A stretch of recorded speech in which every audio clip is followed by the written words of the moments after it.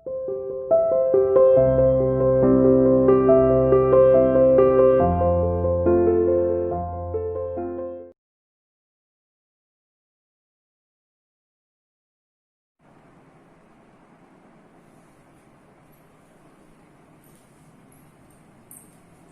Student, welcome to CR international online classes. बेटा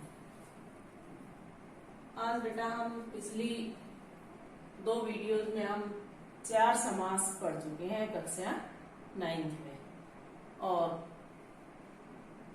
आज हमारा 5वां समास होगा बहुव्रीहि समास। ठीक है, हम पढ़ चुके हैं तत्पुरुष समास, कर्मधारय समास, द्विगु समास और द्वंद्व समास। तत्पुरुष समास में क्या था कि जिस समास में उत्तर पद प्रधान होता है और पूर्व पद गौण होता है वो तत्पुरुष समास होता है।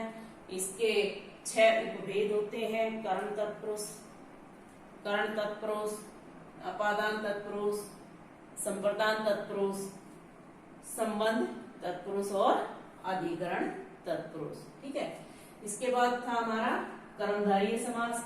इसमें क्या था कि या तो विशेषण विशेष्य या फिर उपमान उपमेय का संबंध बताया जाता है। या कहने का मतलब सीधा सा कि या तो तुलना की जाती थी या फिर किसी चीज की विशेषता बताई जाती थी। इसके बाद हमारा तीसरा द्विगु समास था, जो जिसमें क्या था कि पहला पद यानी पूर्व पद संख्यावाची विशेषण होता है और वो किसी समूह विशेष की ओर इशारा करता है, तो वो क्या था हमारा द्विगु समास। चौथा हमने पढ़ा था द्वंद्व समास। द्वंद्व समास में क्या था कि दोनों ही पद प्रधान होते हैं, यानी दोनों ही पद समान होते हैं। ठीक है, और हम इनके जो समस्त पद लिखे होते हैं वो योजक चिन्ह के साथ होते हैं। जब हम विग्रह करते हैं तो उस योजक चिन्ह को हटा देते हैं और उसकी जगह हम और लिखकर विग्रह कर देते हैं। और आज हम पढ़ेंगे बहुव्रीहि समास। इस समास में क्या है, द्वंद्व में तो क्या था, दोनों पद प्रधान थे। समझ गए कि द्वंद्व समास में दोनों पद प्रधान थे। अब बहुव्रीहि समास में बेटा ना तो पहला पद प्रधान होता है और ना ही दूसरा पद प्रधान होता है। न तो पूर्व पद प्रधान होगा और ना ही उत्तर पद प्रधान होगा, बल्कि दोनों मिलकर यानी पूर्व और उत्तर, पहला और दूसरा दोनों मिलकर किसी तीसरे पद विशेष की ओर संकेत करते हैं। यानी ना तो पहला ही प्रधान होता है ना ही दूसरा प्रधान होता है, बल्कि दोनों मिलकर किसी तीसरे पद की ओर संकेत करते हैं। वो क्या होता है, बहुव्रीहि समास होता है। जैसे चक्रपाणि, पाणी का मतलब होता है हाथ, तो क्या होगा इसका विग्रह, चक्र है जिसके हाथ में, वो कौन है, श्री कृष्ण। ठीक है, तो वो तीसरा पद क्या हो गया, इसका ना इसका कोई मतलब है ना इसका कोई मतलब है, मतलब किसका हुआ, कृष्ण का। ये हमने लिखना नहीं है विग्रह करके साथ में, ये तो समझाने के लिए लिखा हुआ है। ठीक है, तो ये क्या हो जाएगा, चक्रपाणि का चक्र है हाथ में जिसके, या चक्र है जिसके हाथ में, एक ही बात होती है। अर्थ, हमारे वाक्य का अर्थ सही निकलना चाहिए, चाहे हम शब्द आगे पीछे करते, लेकिन अर्थ हमारा सही होना चाहिए। चक्र है हाथ में जिसके, तो भी क्या है, बहुव्रीहि समास है। या चक्र जिसके, चक्र है जिसके हाथ में, तो वो भी क्या होगा, बहुव्रीहि समास। जैसे अगला उदाहरण है दशानन। 10 है आनंद जिसके, किसके हैं, रावण। किसके हैं 10 आनंद, रावण के। तो ये क्या हो गया, तीसरा पद कौन हो गया, रावण। यानी ये जो हमारा है ये तीसरा पद हो गया। जैसे मान लो हो पीताम्बर, तो वो क्या होगा, पीले हैं वस्त्र जिसके, तो क्या हो जाएगा, किसके हैं, कृष्ण के, तो वो क्या होगा, पीताम्बर। कृष्ण के बहुत सारे हैं, जैसे चक्रपाणी है, चक्रधर है, गिरिधर है, मुरलीधर है, गोपाल है, तो ये सब क्या है, पीताम्बर है। ये सब श्री कृष्ण के लिए प्रयोग किए जाते हैं, इसलिए इन सब में बहुब्री समास है। ठीक है, ऐसे ही श्वेतांबर, श्वेत है अंबर जिसके, वो कौन है, विद्या की देवी सरस्वती, जिसकी हम वंदना करते हैं, तो वो क्या हो जाएगा, बहुब्री समास का उदाहरण। ठीक है, तो ये हमारा 5वां समास जो आज हमने पढ़ा है, उसमें आपको उदाहरण बता दिए गए। ये बेटा मुश्किल तो है नहीं, लेकिन फिर भी एक बार आप ध्यान से पढ़िएगा, बहुत समझ आ जाएगा। ठीक है, इसमें ना तो पहला ही पद प्रधान होता है, ना ही दूसरा पद प्रधान होता है, बल्कि बेटा किसी तीसरे पद की ओर दोनों मिलकर इशारा करते हैं, वो बहुब्री समास होता है। अब हमारा आखिरी जो समास है, यानी छठा नंबर जो 6 है, कौन सा है, अव्ययी भाव समास। ठीक है, हमारा जो छठा समास है वो क्या है, अव्ययी भाव समास। इसमें क्या होता है, यानी इसके तो नाम से ही पता चलता है, अव्यय। अव्यय, अव्यय क्या होते हैं, जिनमें किसी भी प्रकार से कोई परिवर्तन ना हो, वो क्या होते हैं, अव्यय होते हैं। तो इसकी परिभाषा क्या होगी, ये जो हम लिखते हैं बेटा परिभाषा भी हो सकती है, इसी को हम परिभाषा बोलते हैं। अगर आपसे कोई पूछा जाए बहुब्री समास से आप क्या समझते हैं, तो भी आपने यही परिभाषा लिखनी है, या फिर बहुब्री समास किसे कहते हैं, तो भी यही लिखना है, या फिर बहुब्री समास की परिभाषा लिखिए, तो भी यही लिखना है। तो अब हम अव्ययीभाव समास के लिखेंगे। क्या होगा, जिस समास में पहला पद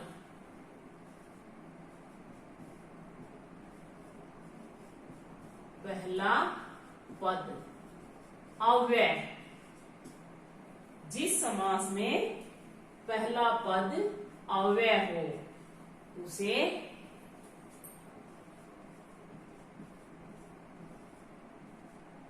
अव्ययी भाव समास कहते हैं। ठीक है, जिस समास में पहला पद अव्यय हो उसे अव्ययी भाव समास कहते हैं।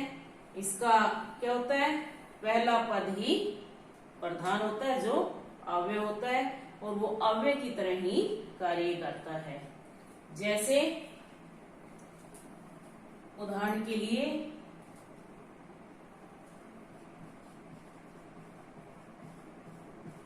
जैसे मैं लिखूं आजन, ठीक है, इसमें पहला पद क्या है, ये जो आ है हमारा, ये क्या है, पहला पद यानी पूर्व पद, और जो जन्म है ये हमारा दूसरा पद है, यानी उत्तर पद है। ठीक है, इसमें क्या है, हमारा ये पहला पद जो है ये क्या है, अव्यय, और इसमें अव्यय प्रधान होता है, उसी के अनुसार काम होता है। ठीक है, तो वो क्या होगा, अव्ययी भाव समास। इसका विग्रह कैसे होगा, आजन, जन से लेकर। ठीक है, और अगर आजन्म है तो इसका विग्रह होगा जन्म से लेकर, और आमरण है तो उसका विग्रह होगा मरण तक। वो उसकी सेंस के अनुसार उनका विग्रह होगा। दिनों दिन, दिनों दिन। ठीक है, ये दिनों दिन का विग्रह करेंगे तो क्या होगा, दिन ही दिन में, रातों रात, रात ही रात में, हाथों हाथ, हाथ ही हाथ में। इस तरह से इनका विग्रह होता है। अव्ययभाव जो समास होते हैं उनमें हर एक अव्यय का अलग तरीके से विग्रह किया जाता है। दिन ही दिन में, ये क्या हो जाएगा, अव्ययभाव समास। अगर रातों रात है तो रात ही रात में, हाथों हाथ है तो हाथ ही हाथ में।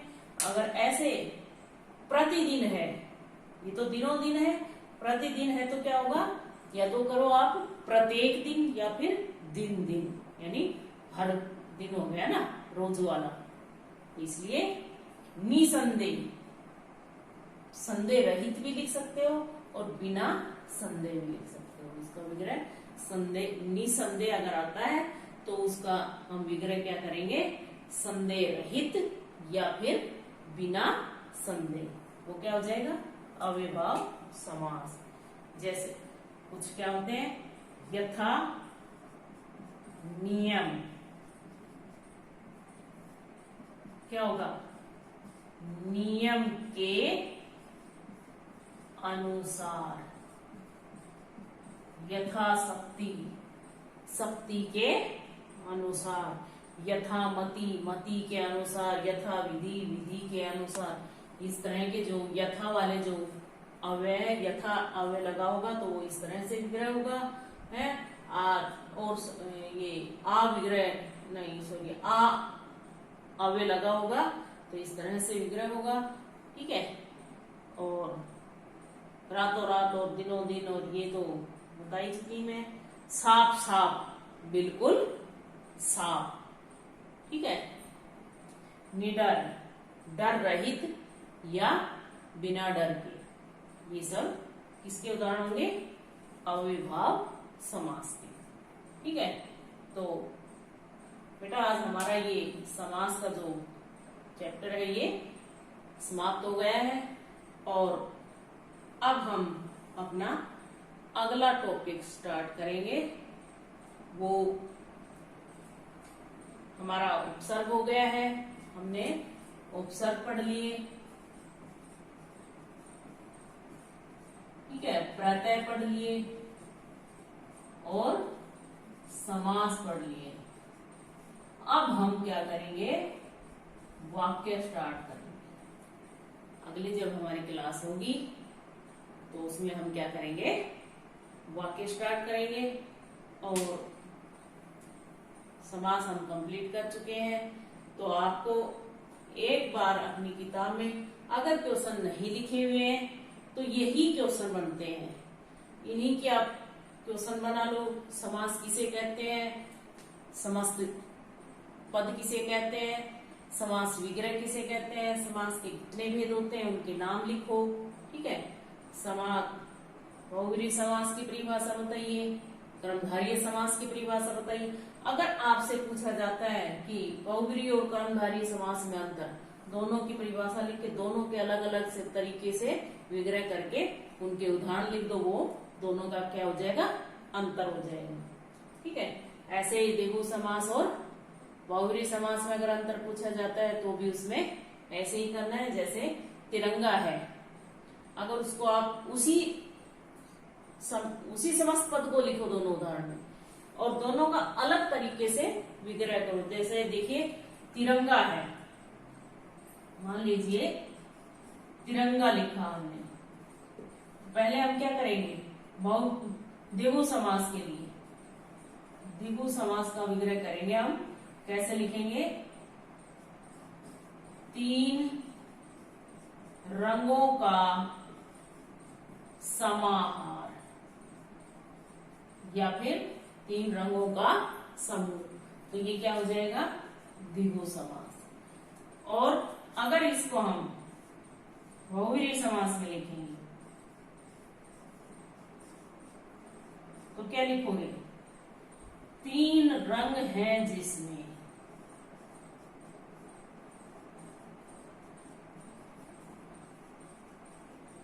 किसमें है तीन रंग, राष्ट्रीय ध्वज।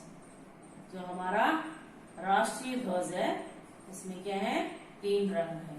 और द्विगु समास में ये कोई भी 3 रंग हो सकते हैं, जरूरी नहीं है कि भी हमारा ग्रीन, व्हाइट और ऑरेंज हो। इसमें कोई भी 3, हरा, नीला, पीला, लाल, काला, भूरा, जो भी हो सकता है। ठीक है, तो वो क्या हो जाएगा हमारा द्विगु समास। समझ गए? तो इस तरह से हमने विग्रह करना है, अलग विग्रह करना है। ये नहीं है कि ये तो उसमें भी है उसमें भी है दोनों में, लेकिन हमें अपनी तरफ से अपना पूरा अलग करके दिखाना, ताकि चेक करने वाले को, पढ़ने वाले को समझ आए। समझ गए? ये हमारे, और हम जब अंतर बताते हैं तो ऊपर परिभाषा, चाहे हम इस साइड द्विगु समास लिखे, लाइन लगा ले बीच में से, इस साइड हम बहुव्रीहि समास लिखे, यहाँ द्विगु समास की परिभाषा लिखिए, उसके नीचे उसका विग्रह सहित उदाहरण लिखिए। वही पद आप बहुव्रीहि समास की परिभाषा लिखिए और उसी पद का विग्रह आप बहुव्रीहि समास की तरह कीजिए, ताकि अच्छे से समझ आए। ठीक है? इसके अलावा कोई भी ऐसी बात हो जो आपको समझ ना आई हो, तो या तो अपनी जो गूगल मीट पे क्लास होती है वहां आप अपने रफ नोटबुक में नोट करके रखें और वहां पूछ सकते हैं, नहीं तो आप भेज सकते हैं लिख के नोटबुक में, फोटो खींच के मेरे पास भेज दो, मैं आपको समझा दूंगी। और ठीक है, इसके अलावा जो कुछ समझ ना आया वो पूछ सकते हो, कभी भी पूछ सकते हो। आज जो हमारा 24 तारीख का जो टेस्ट था उसमें मैंने आपको बताया था कि एक ही बार सबमिट करना है, अच्छे से फिल करना है, एक ही बार सबमिट करना है। फिर भी कई बच्चों ने कई बार सबमिट किया हुआ है। बेटा जो पहली बार आपने सबमिट किया था उसी के नंबर लगेंगे, बाद में चाहे आपके कितने ही नंबर आए, आपने जो पहली बार पेपर सोल्व करके आपने सबमिट कर दिया वही आपके नंबर लगाए जाएंगे। ठीक है? ओके बेटा, धन्यवाद।